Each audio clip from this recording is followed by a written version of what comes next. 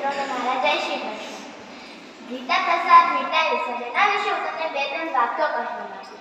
ગીતા એટલે યોગેશ્વરી શ્રી કૃષ્ણના મુખ કમળમાંથી નીકળેલું સૌંદર્યનું ફળ છે.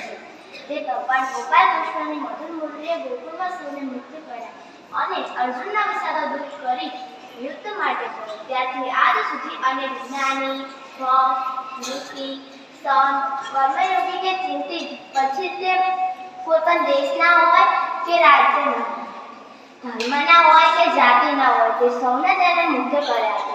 ગીતા માનવ જીવન માટેનું એક પ્રસાદ છે જે ભગવાને મનુષ્યને આપેલો છે. જે પ્રસાદની મીઠાશ આજ સુધી આ જગતમાં પ્રસરી રહી છે. ગીતારૂપી પ્રસાદ દરેક વિષાદ દૂર કરે છે.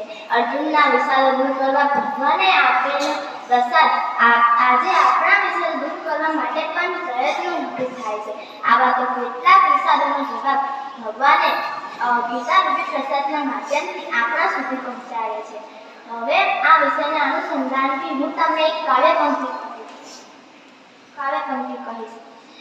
ગીતા ભગવાને ગીતા ખોલી